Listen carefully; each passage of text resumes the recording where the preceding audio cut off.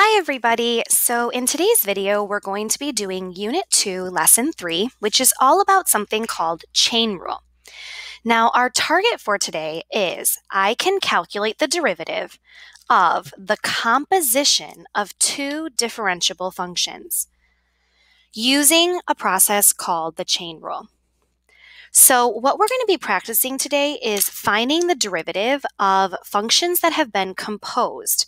And the composition of two functions, just in case you need a review, is when you have f of g of x, so you have a function inside of another function, or you have g of f of x. So again, you have a function inside of another function. So what we're going to do first is kind of learn the rule, and then we will see it in action. I do think having some different colors to write with today is really helpful. In the years that I've taught this, I find that color coding, especially on the first day that we practice this process, can be really helpful for understanding how the process works. So if I want to take the derivative, and let's review that d over dx means derivative is one of our notations of the composition of two functions. So composition means you've got a function on the outside and you've got a separate function on the inside. So f of g of x. Then the rule for finding this derivative is you start by taking the derivative of the outside function. So you take the derivative of f, but you leave the inside function alone. So you don't change the function that's on the inside, you only do the derivative of the outside. Then you multiply by the derivative of the inside. So g prime of x.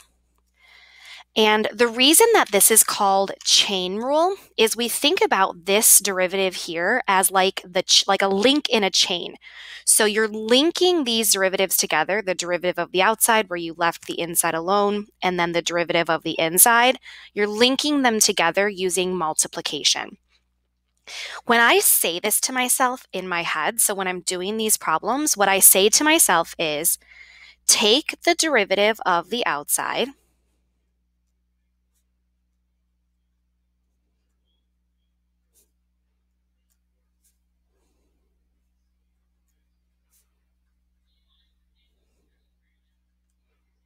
and leave the inside alone.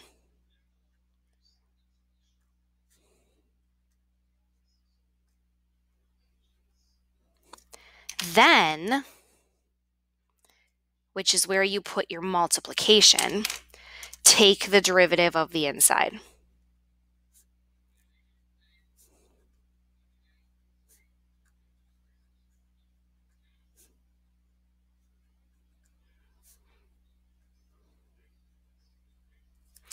So another way to think about this is that these are functions that have layers. There's like an outer layer of the function and there's an inner layer. We take these derivatives by doing one layer at a time. So what we're going to do now is we're going to do a few practice problems together. And what I'm going to do before I actually do the derivative in each of these problems is use colors to show the different layers so that it's more obvious like what's the outside versus what's the inside. So in problem number 1, when I see this function, I'm going to know that I need to use the chain rule because when I look at this, I've got something to the 4th power. So this is like the outside layer. And then inside there, it's not just an x, it's an x squared plus 3x. So it's a whole separate function. So what I'm going to do right next to my original function here is instead of taking the derivative right away, in one color, I'm going to use pink. I'm going to put the outer layer, which is something to the 4th power. And in the inside, I'm going to make that a different color because that's a different layer of the function. X squared plus 3x is the inside function. Now that I do it in colors, it's a little bit more obvious to me, like what's the outside and what's the inside. So I'm hoping that that helps you as well. Once I've identified what's the outside and what's the inside, then I'm going to actually take the derivative. So the derivative of f, which I'm going to use the notation f prime of x, would be Now, chain rule says that when there's an inside and an outside, you start with the outside and leave the inside alone. So I need to think to myself, how do I take the derivative of something to the fourth power? The rule is you drop the power and you reduce it by 1. So 4 times something to the third. Now I'm going to leave the inside alone, x squared plus 3x. I'm not taking the derivative of the inside. I'm leaving it alone. Then I'm going to multiply, and I'm going to take the derivative of the inside. Now the derivative of, if I ignore the pink stuff, if I look at just the blue, x squared plus 3x, the derivative would be 2x plus 3, and I'm done. That's my derivative. You can see that I took the derivative of this part and I attached it like a link in a chain. That's why it's called the chain rule. For problem number 2, again, I'm going to start before I actually take the derivative by identifying the different layers. So the outer layer here would be the square root function, and the inner layer here would be the 4x squared plus 5. Now, one of the things we've talked about is that when you're dealing with roots, it's oftentimes easier to rewrite this as a power. So instead of leaving this as a square root, I'm going to rewrite this one more time as something to the 1/2 power. And again, I'm not taking the derivative yet. I'm just rewriting the problem so that it's easier to do the derivative when I get to that step. Now I'm going to take the derivative. So y prime is the notation I'm going to use here. And I'm going to start with my outer layer. So if I think about something to the 1/2 power, the derivative would be 1/2 and then something, and then I would subtract 1, so I would get negative 1/2 as my new power. Now the chain rule says when you do this, leave the inside alone. So 4x squared plus 5 does not change. You just leave it alone. Then we should multiply by the derivative of the inside. So the derivative of the inside here would just be 8x. Now, in our previous problem, we didn't really simplify anything, but this is a problem where we can do a little bit of simplification. And while if for a problem like this, it's maybe not required that you do simplification, on the AP test, these are often multiple choice questions. And so it's really important that if you do the problem, you know how to make your answer match one of the answer choices, which usually requires doing a little bit of simplification.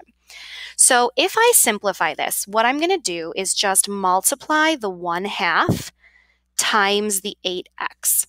Now 1/2 times 8 would just give me 4x. And then I can leave the other part of the function alone. So I can leave it as 4x squared plus 5 to the negative 1/2 power. Now, that is one way we can simplify, but we could actually take this a little bit further. So a negative 1/2 power is actually a square root just in the denominator because it's negative. So I could take this one step further, and I could leave the 4x on the top, and then in the denominator, I could change a negative 1/2 power to a square root that's in the denominator and leave the 4x squared plus 5. If this is a multiple choice question on the AP test, I'm going to tell you you are very likely to see it written in this way, which means it's important to know some of these simplification techniques so that you understand how to make your answer match the answer choices. For problem number 3, again, I'm going to be looking for the layers in this function. So what's the outer layer and what's the inner layer? And I'm going to write them in different colors.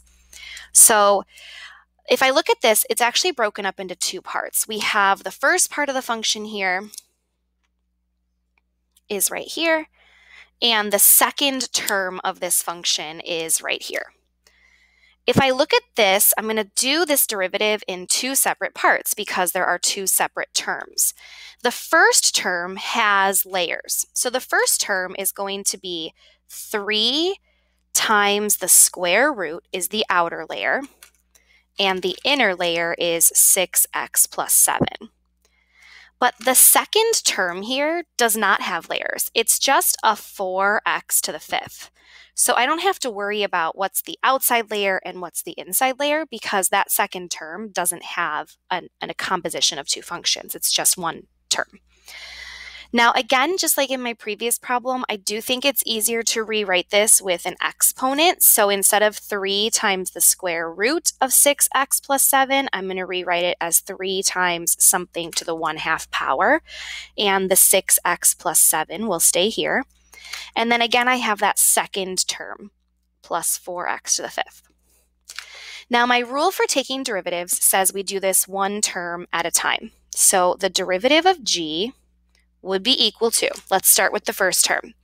In the first term, I'm going to be looking at the outer layer, so 3 times something to the 1/2. I'm going to drop my power, so I get 3 over 2, and I'm going to subtract 1, which gives me negative 1/2. Leave the inside alone, so 6x plus 7. Then chain rule says you multiply by the derivative of the inner layer, which would just be 6. Now I'm going to work on my second term. So my second term here is just going to be 20x to the 4th. It's pretty easy because it's just a term and there's no composition. There's no two functions to deal with. All right, now I'm going to simplify a little bit. So just like in our previous problem, we need to know some algebraic techniques for simplifying because it will help us make our answers match our answer choices. So if I do 3 over 2 times 6, I get 9. And I'm going to leave the 6x plus 7 to the negative 1/2 power, and then the plus 20x to the 4th. And just like in our previous problem, this negative 1/2 power actually means a square root. It's just a square root that's in the denominator. So if I were to rewrite this problem, I would rewrite it as 9 on the top, and then a square root that's in the denominator on the bottom, and 6x plus 7. And then I'm just going to drop down the 20x to the 4th and not change anything. All right, we have one more example problem, and in this problem we have multiple layers going on here. I can tell that because I have a root, in this case a 5th root, I have a squared power, and I have my inside function, my negative 3x cubed plus 4. I'm going to rewrite this to show the different layers, but I'm actually going to skip a step here because we've now practiced kind of rewriting roots as exponents. I'm going to jump straight to rewriting this root as an exponent. So a 5th root and a squared power combine to make an exponent of 2/5. And the reason is because the root always becomes the denominator and the exponent always becomes the numerator of an exponent that's a fraction. My inner layer here would be negative 3x cubed plus 4. Now that I can see the layers pretty clearly, I'm going to go ahead and take the derivative. So the rule is that you take the derivative of the outside. So I'm going to drop that power and subtract 1, which gives me negative 3/5, and leave the inside alone. So I'm going to write down the negative 3x to the 3rd plus 4 and not change that. And then you multiply by the derivative of the inside, which would be negative 9x squared. Now that is the correct answer, but again, I think we need to kind of know how to simplify this. So the first thing that I'm going to do is combine the 2/5 and the negative 9x squared. So I get negative 18/5, and we have x squared. And then I'm going to leave the negative 3x to the 3rd plus 4, all to the negative 3/5 power. And that is a correct answer, but we could also swing this exponent to the denominator because it's a negative power, and we would leave the x squared on the top. So the second way we could simplify this is we could move this to the bottom, which means we have negative 18x squared on the top. And then on the bottom, I have the 5 from the fraction, and I have the negative 3x to the 3rd plus 4 to the 3/5 power. You could also go one step further and rewrite that with a root and a power, in which case it would be the 5th root of negative 3x to the 3rd plus 4 to the 3rd power. But I'm going to go ahead and stop there for now because I've kind of made the answer a little bit simpler. Now, what I want to take a second and do is just review all the rules that we know so far. So what we know so far is that if you're adding two things together, you just do the derivatives separately. If you're subtracting things, you just do the derivatives separately. If you've got a power, you drop it and you subtract one. And if you've got chain rule, if you've got like a composition of two functions, you do the derivative of the outside, leave the inside alone, times the derivative of the inside. That's the rules we know so far. Kind of ran through them really quick there. What we're going to do right now is look at a very typical AP style question where we're given a table of values. So we have a table where there's x values, values for f of x, values for f prime of x, values for g of x, and values for g prime of x. So we've got some values for the originals, we've got some values for the derivatives. We need to use these rules now to find the derivative of the functions that you see below here. And the reason that this is a really popular style of question is because it allows us to assess the rules without having to really work too hard with exponents and numbers and adding and subtracting. So it's a good way to assess the calculus without getting bogged down in a lot of the algebra. For problem number 1, we're told that h of x is equal to f of x plus g of x, and we're asked to find h prime of 2. Now, we need to do this in 2 steps, and the reason we need 2 steps is we can't find h prime of 2 until we have h prime of x. So we need to take the derivative first, then plug in the number 2. So first, I would take the derivative. So h prime of x would just be f prime of x plus g prime of x, because the rule is that when you're adding two functions, you just do the derivatives separately. Now, the second step here would be to plug in the number 2. So h prime of 2 would be f prime of 2 plus g prime of 2. And to get those values, I would go to my table. So f prime of 2 would be 1/2 plus g prime of 2 would be 1, which means my answer would be 3/2 or 1.5. For the next problem, it's very similar, except for we have a subtraction problem. So we're still going to start by taking the derivative without plugging in a number, f prime of x minus g prime of x. Then we're going to plug in our number, which is the number 2. So we have f prime of 2 minus g prime of 2, which means we get 1/2 minus 1. It's the same values, it's just we're subtracting now, which means the final answer is -1/2. Now, before we go any further, I want to point out that a lot of students try to skip step 1. They don't want to write all that out. They want to jump straight to having the number plugged in. It is required that you show step 1 because this is showing us calculus knowledge. You understand the derivative rule by writing this out. Then plugging in the number is more kind of just an algebra thing. You're plugging in a number. So you really do need to do this in 2 steps in order to receive full credit for your work. For problem number 3, I can see that I have an outside function and an inside function. So the outside function here is f, and the inside function here is g.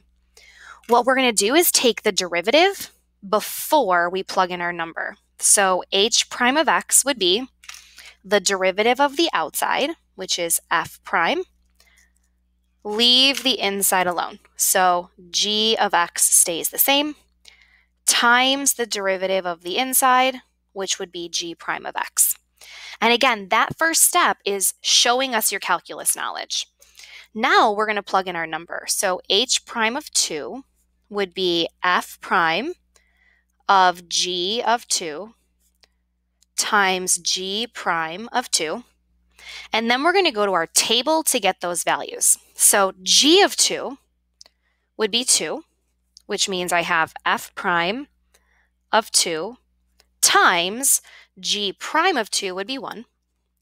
And f prime of 2 is 1/2. So I would have 1/2 times 1, which means my final answer would just be 1/2. Now, problem number 4 here is an example where it is a chain rule problem. It's just not as obvious. And the reason it's not as obvious is because we need to think about this squared as an outside function. So if I were to rewrite this with different colors, the squared is really the outside, and the inside is my g of x function. Now, in order to find the derivative, I'm going to use the chain rule. So step number 1 is to say that h prime of x is equal to, take the derivative of the outside, so 2 times, leave the inside alone, and it would be to the first power, but I'm not going to write the 1, times the derivative of the inside, which is g prime. Then I can plug in my number 2. So h prime of 2 is equal to 2 times g of 2 times g prime of 2. And I can go to my table to get my values. So 2 times g of 2 is 2, g prime of 2 is 1, which means my final answer here would be 4.